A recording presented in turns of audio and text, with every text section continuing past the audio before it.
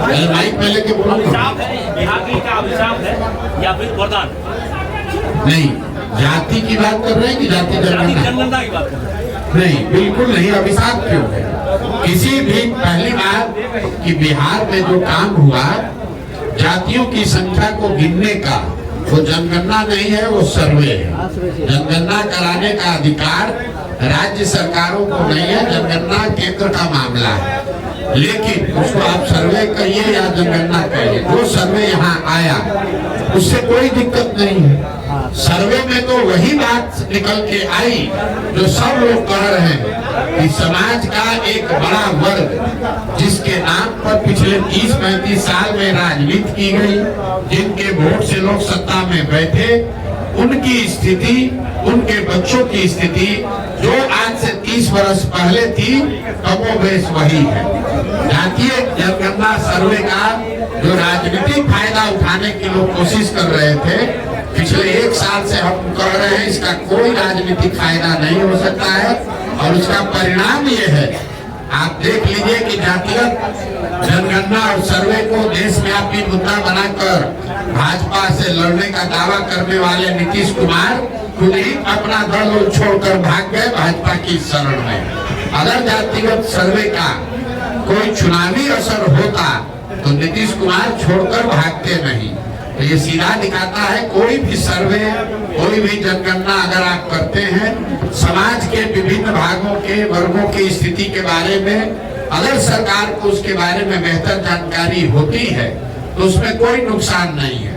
लेकिन सिर्फ जानकारी हो जाने मात्र से लोगों की स्थिति नहीं सुधरेगी। ये जनगणना का विषय नहीं है। पूरे देश को मालूम है कि बिहार देश का सबसे गरीब राज्य है, ये जानकारी तो सरकार के पास है। तो उससे का यहाँ गरीबी खत्म हो गई। पूरे देश को मालूम है कि बिहार सबसे अशिक्षित और बेरोजगार राज्य है, तो क्या यहाँ उससे शिक्षा की स्थिति सुधर गई? ये तो ऐसे हुआ कि आप पुस्तकालय में, लाइब्रेरी में जाइएगा, आपको सारे किताब रखे हुए, उससे आप ज्ञानी थोड़े ना हो जाइएगा, आपको सही किताब पढ़ना भी पड़ेगा। तो जनगणना से जो स्थिति निकल के आई उससे स्पष्ट है कि बिहार में गरीबी, अशिक्षा, भ्रष्टाचार, भुखमरी बहुत बड़े पैमाने पर है। और जिन वर्गों के नाम पर लालू जी, नीतीश जी ने पिछले 30 वर्ष में राज किया, उन वर्गों के लोगों को इसका कोई लाभ नहीं मिला है। ये बात पहले उनके विरोधी कहते थे। जनगणना कराकर नीतीश कुमार, लालू यादव ने वो कीचड़ अपने आप अपने मुंह पर लपेट लिया। ये स्वीकार कर लिया कि जिन वर्गों के प्रतिनिधित्व की, आवाज की, एम्पावरमेंट की बात कर रहे थे, उन वर्गों को पिछले 30-35 साल में कोई लाभ नहीं मिला।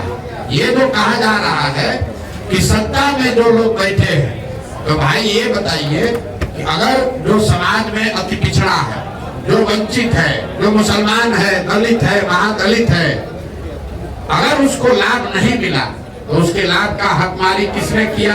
जो लोग सत्ता में बैठे हैं उन्होंने तो किया। तो सत्ता में 32 साल से बैठा कौन है? लालू और नीतीश। तो अगर हकमारी हुई तो सबसे बड़ी हकमारी लालू और नीतीश ने की है। इनको किसने रोका है? आज अभी सरकार में थे लालू नीतीश, साथ में किसी अल्पसंख्यक को गृह मंत्री बना देते, उप मुख्यमंत्री बना देते। तो जब सरकार बनी तो मुसलमानों के वोट से आरजेडी जो अपनी राजनीति करती है, उन्होंने मुसलमानों को एक भी विभाग नहीं दिया।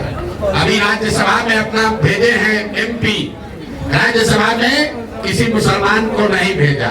मुसलमानों को भाजपा का डर दिखाकर वोट लिया, लेकिन उनको प्रतिनिधित्व नहीं दी, भागीदारी नहीं दी। तो किसने भागीदारी की? भाई प्रशांत किशोर तो है नहीं, कांग्रेस तो वहाँ है नहीं, सत्ता में है आरजेडी, और मुसलमानों ने वोट दिया है आरजेडी को। और उसके बावजूद अगर आरजेडी आपको हक नहीं दे रही है तो आपका हकमारी वही कर रही है। यही हाल नीतीश कुमार ने किया। 15 साल से अति पिछड़ा दलित, महादलित का वोट लिया, लेकिन कितने अति पिछड़ों को कोई विभाग दिया? कितने अति पिछड़ों को सामाजिक राजनीतिक जगह दी? अपने विभाग में, अपने मंत्रिमंडल में कितने महादलित को जगह दिया है? आप जरा देख लीजिए, उनके अगल बगल बैठने वाले जो लोग हैं वो किस समाज के लोग हैं? वो कितने अति पिछड़ों को बगल में बैठा है? यहाँ का गृह मंत्रालय, यहाँ का वित्त मंत्रालय, यहाँ का ग्रामीण विकास, जल संसाधन, पथ निर्माण, ग्रामीण कार्य, ये जितने बड़े विभाग हैं इसमें कोई अति पिछड़ा, कोई मुसलमान नहीं है। और इसी अति पिछड़ा और मुसलमान के नाम पर 30 वर्ष से ये लोग राज कर रहे हैं दोनों लोग। तो ये जो सर्वे हुआ, ये सर्वे करके जैसे विनाश काले विपरीत बुद्धि, ज्यादा चालाक बनिएगा तो यही होगा। ऊपर वाले ने आप ही के हाथ से ये स्वीकार करा दिया, प्रमाण दे दिया कि जिस 30 साल से मुसलमानों के, अति पिछड़ों के, महादलित के, वंचित के नाम पर आपने वोट किया, उनको आपने कोई हक नहीं दिया। उनकी आर्थिक, सामाजिक, शैक्षणिक स्थिति जैसे 30 साल पहले थी वही आज बनी हुई है।